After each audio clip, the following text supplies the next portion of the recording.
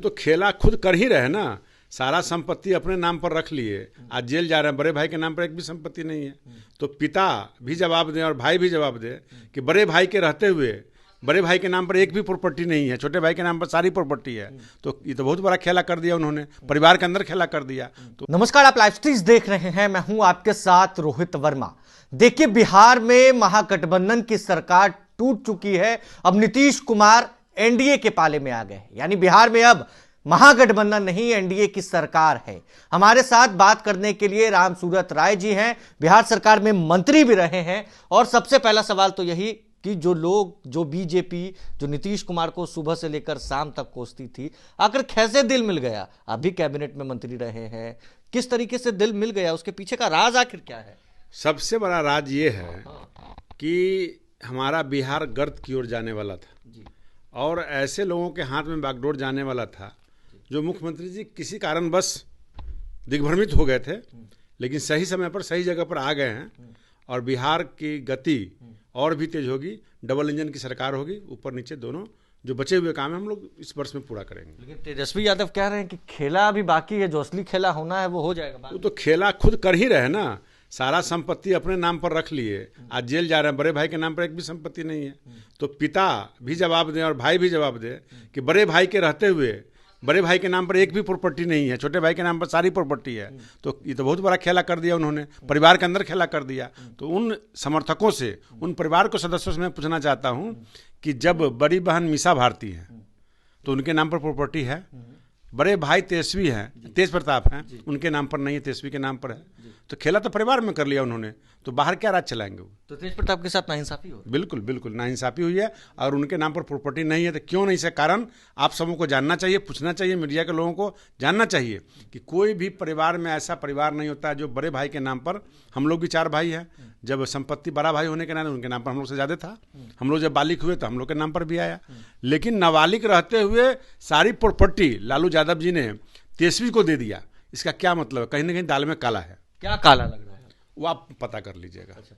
लेकिन राजद कह रही है कि एनडीए में सब कुछ ठीक नहीं है। कल जीतन राम मांझी, बिहार के पूर्व मुख्यमंत्री, उन्होंने कहा है कि मेरे साथ नाइंसाफी ना हो, मुझे 2 मंत्रालय दिया जाए। अभी तो माननीय मांझी जी हम सबों के अभिभावक हैं, एनडीए के पार्ट हैं और निश्चित रूप से उनका समर्थन प्राप्त है।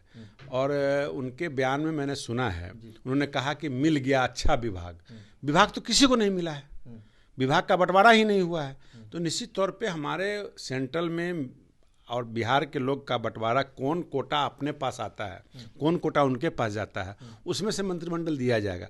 अब 1 मिले 2 मिले शीर्ष नेतृत्व तय करेगा और वो भी हमारे समझदार नेतृत्व करता है, उनको भी कहीं ना कहीं जगह मिला है, आगे भी अच्छा जगह मिलेगा। कैबिनेट विस्तार कब तक हो जाएगा? सभी की निगाह ये तो हम लोग के हाथ में नहीं, माननीय मुख्यमंत्री जी हैं या हमारे शीर्ष नेतृत्व हैं जो आज पे बैठक करेंगे। टीवी के माध्यम से मुझे पता चला है कि लोग बैठक करने जा रहे हैं। तो निश्चित तौर पे आप हम लोग चिंता ना करें, हमारे मुख्यमंत्री जी और एनडीए के लोग सब लोग बैठ के, हमारे पार्टी के लोग सब तय कर लेंगे। राजद ये भी आरोप लगा रही है कि जब से बिहार में एनडीए की सरकार बनी है तब से लालू प्रसाद यादव और तेजस्वी यादव को परेशान किया जा रहा है। परेशान उनको हम लोग नहीं कर रहे हैं, परेशान उन्हीं के लोग उनको कर रहे हैं। ये केस किसने करवाया था, किसके साथ अभी रह रहे हैं, किसके साथ जी रहे हैं? ऑडियंस ला के फाड़ने वाला कौन था? वही राहुल गांधी था। केस कराने वाला भी फिलहाल में कौन था जो इनके साथ थे? खैर, इन सब बातों को जनता समझती है। भाजपा कोई आज ईडी और सीबीआई का ऑफिस नहीं खोला है। ये कांग्रेस के जमाने से एक संवैधानिक पद है जो सब हर समय पर कार्रवाई करती है। तो वैसे लोग अभी आप यहाँ करें, परेशान सरकार में आ गए। झारखंड में क्या हो रहा है, केजरीवाल जी के यहाँ क्या हो रहा है, उनके 2-2, 3-3 मंत्री भीतर जेल में बंद है। तो आने वाले, मैं कह देना चाहता हूँ, सोनिया राहुल भी नहीं बचेंगे। मोदी जी ने कहा था ना मैं खाऊंगा ना खाने दूंगा, ना सोऊंगा ना सोने दूंगा।